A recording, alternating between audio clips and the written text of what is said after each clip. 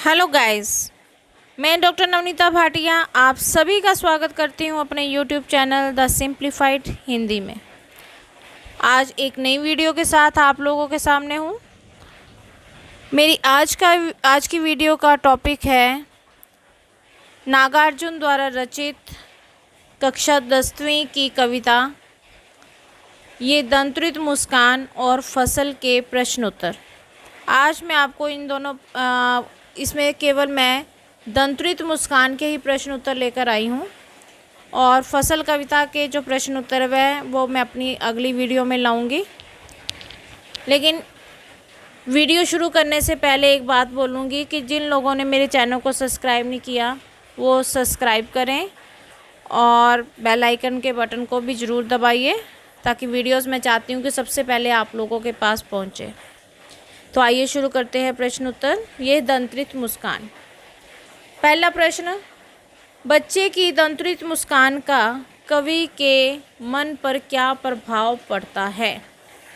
उत्तर, बच्चे की दंत्रित मुस्कान को देखकर कवि का मन प्रसन्न हो उठता है, यानी कि कवि जो है वो बहुत ज़्यादा खुश हो जाता है।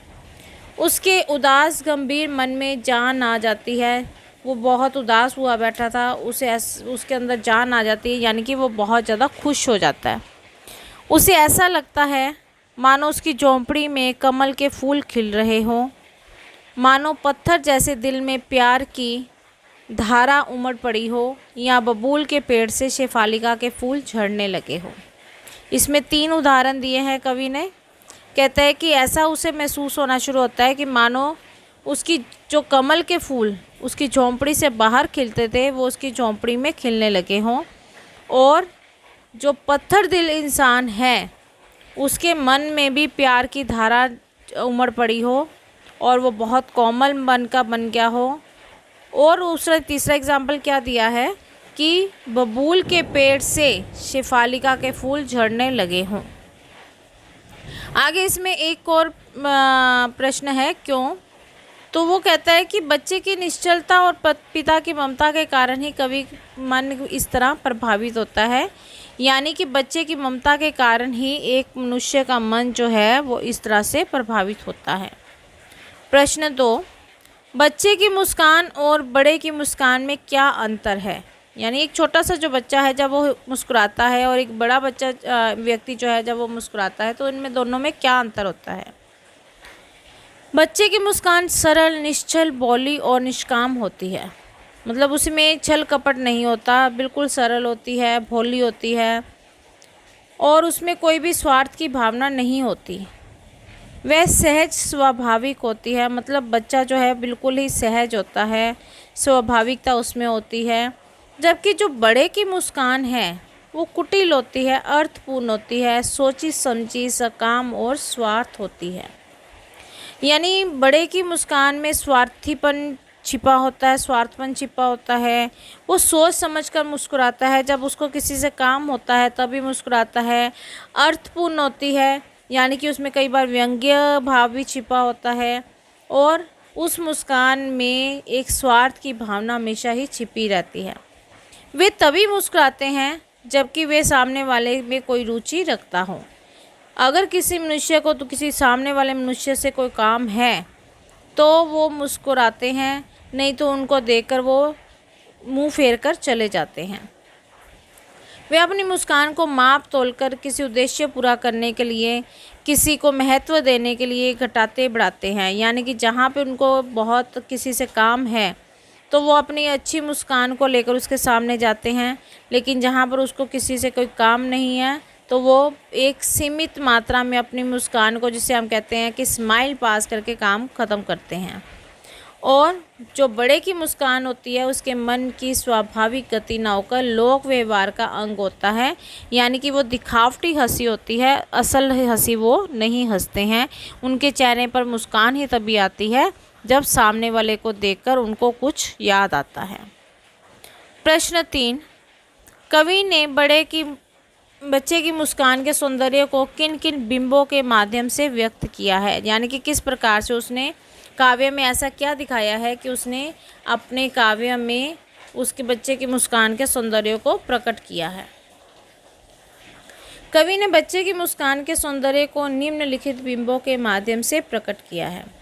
बच्चे की मुस्कान में मृतक में भी जान आ जाती है, यानी कि बच्चे की मुस्कान ऐसी है जो एक मरे हुए इंसान में भी जान डाल देती है।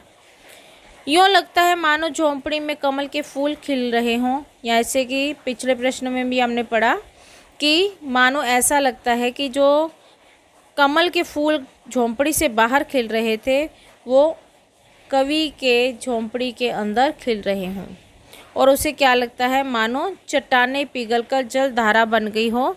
यहाँ पर जो चट्टान शब्द है वो एक कठोर मन वाले मनुष्य के लिए प्रयोग किया गया है, कठोर हृदय के लिए प्रयोग किया गया है। और जल धारा यानी कि एक कोमल हृदय वाला मनुष्य, यानी इसका अर्थ क्या हुआ कि जो कठोर हृदय वाला मनुष्य है वो भी कोमल हृदय वाला बन चुका हो। प्रश्न 4, यूँ लगता है मानो बबूल से शेफालिका के फूल झड़ने लगे हो, कि बबूल के पेड़ से शेफालिका के फूल झड़ने लगे हों। आगे है हमारा भाव स्पष्ट कीजिए। इसके 2 भाग हैं। पहले हम प्रथम वाले को लेते हैं। छोड़कर तालाब मेरी झोंपड़ी में खिल रहे जलजात। इसका आपने भाव बताना है कि कवि ने इसमें क्या कहा है। इसका भावार्थ है, दांत निकालते शिशु का धूल से सना शरीर और उसकी निश्चल मुस्कान देखकर कवि का मन प्रसन्न हो उठता है। यानी कि जिस बच्चे के नए नए अभी दांत निकल रहे हैं और उसका शरीर जो है वो धूल से सना हुआ है, धूल से भरा हुआ है, और उसकी मुस्कान जो है वो बहुत प्यारी है, निश्चल है, उसमें कोई छल कपट नहीं है, उसे देखकर कवि जो है वो बहुत ज़्यादा प्रसन्न हो जाता है और उसे ऐसे लगता है कि जैसे उसकी झोंपड़ी में ही कमल के फूल खिल उठे हों। क्या मतलब है इसका? आशय क्या है कि मन में बहुत उल्लास होता है, कि मनुष्य के मन में बहुत ज़्यादा उल्लास की भावना होती है। दूसरा भाग, छू गया तुमसे कि झड़ने लगे शेफालिका के फूल, बांस था कि बबूल। इसमें कवि क्या कहता है कि नव शिशु के छुअन में रोमांच बड़ी प्रसन्नता होती है, कि एक नया जो शिशु है, मतलब जिसकी उम्र बहुत छोटी है, उसके छुअन में, मतलब उसके हाथ लगाने में से ही मनुष्य के अंदर एक रोमांच भर जाता है और उसे छूते ऐसा लगता है मानो बबूल और बांस के पेड़ से शेफालिका के फूल झड़ने लगे हों। आशय है कि शिशु को छूने मात्र से रूखे और कठोर लोग भी सरसता अनुभव करने लगते हैं, यानी कि जो लोग बहुत कठोर होते हैं, बहुत कठोर मन वाले होते हैं, उनको भी ऐसा महसूस होता है जैसे वो मुलायम हृदय वाले बन चुके हों। उनके अंदर की सारी कठोरता जो है वो और रूखापन जो है वो ख़त्म हो जाता है, भाग जाता है, और वो एक सरल हृदय वाले और सरल मन वाले मनुष्य बन जाते हैं। अगला प्रश्न है रचना और अभिव्यक्ति से। प्रश्न 5, मुस्कान और क्रोध भिन्न भिन्न भाव हैं, यानी कि मुस्कान का अलग भाव है और क्रोध का अलग भाव है। इसकी उपस्थिति से बने वातावरण की भिन्नता का चित्रण कीजिए। मतलब अगर आप खुश हैं तो वातावरण कैसा होगा, अगर आपको क्रोध आया हुआ है तो वातावरण कैसा होगा। मुस्कान मन की प्रसन्नता को प्रकट करने वाला भाव है, यानी कि ये हमें ये दिखाता है कि हम अंदर से कितने प्रसन्न हैं। मुस्कान से वातावरण में प्रसन्नता फैलती है। मुस्कानने वाला तो प्रसन्न होता ही है, सामने वाला भी मुस्कान देकर खुश होता है, यानी कि जो अंदर से खुश है और मुस्कुरा रहा है वो तो खुश होगा ही, लेकिन जो उसके सामने बैठा है, जो उसको देख रहा है, उसको खुश देखकर वो भी खुश हो जाएगा। जबकि जो क्रोध है वो मन की उग्रता और अप्रसन्नता को प्रकट करने वाला भाव है, यानी वो ये दिखाता है कि मनुष्य कितना क्रोधी है और अंदर से उसको किसी भी प्रकार की कोई खुशी नहीं है। क्रोध प्रकट करने से वातावरण में तनाव उत्पन्न हो जाता है। क्रोधी व्यक्ति की आंखों से तो अंगारे निकलते हैं। जो भी इस क्रोध का सामना करता है वह भी अशांत हो जाता है, यानी कि जो क्रोधी व्यक्ति है वो खुद तो दुखी रहता ही है और उसके साथ साथ जो उसके सामने वाला मनुष्य है वो भी बहुत ज़्यादा दुखी होता है, अशांत हो जाता है, क्योंकि उसे भी उस क्रोध का सामना करना पड़ता है। प्रश्न 6, दंत्रित मुस्कान से बच्चे की उम्र का अनुमान लगाइए और तर्क सहित उत्तर दीजिए। ये प्रश्न जो है ये आपको पूछा जा सकता है। तो इसका उत्तर क्या है कि शिशु के दांत निकलने का समय 9 माह से लेकर 1 वर्ष के लगभग होता है। इसमें आप एक अनुमान लगा सकते हैं कि 9 वर्ष से लेकर वो 1 साल के अंदर का होगा। शिशु भी लगभग इसी उम्र का होगा। बच्चे की मुस्कान और पहचानने और ना पहचानने का आभास इसी उम्र में करता है। यानी कि जब छोटा बच्चा धीरे धीरे थोड़ा सा बड़ा होता है तो अब उसको ये पता चल जाता है कि कौन उस सामने वाला, उसका कौन अपना है, किससे वो रोज़ मिलता है, वो सभी को पहचानना शुरू कर देता है। शिशु इस उम्र में पहचान कर दूसरे के अंक में जाना पसंद करता है, यानी कि दूसरे की गोद में जाना पसंद करता है, और अपरिचित के अंक में जाने से मना करता है, यानी कि जिसको वो जानता नहीं है उसकी गोद में जाने से मना कर देता है। प्रश्न 7, बच्चे से कवि की मुलाकात का जो शब्द चित्र उपस्थित हुआ है उसे अपने शब्दों में लिखिए। यानी जब कवि बच्चे से मिला तो क्या उसने महसूस किया। कवि शिशु के मनोहारी मुस्कान पर मुग्ध तथा रोमांचित हो उठता है। अपनी प्रसन्नता को अभिव्यक्त कर रहा है कि ऐसा लग रहा है मेरे घर में ही कमल खिल रहे हों।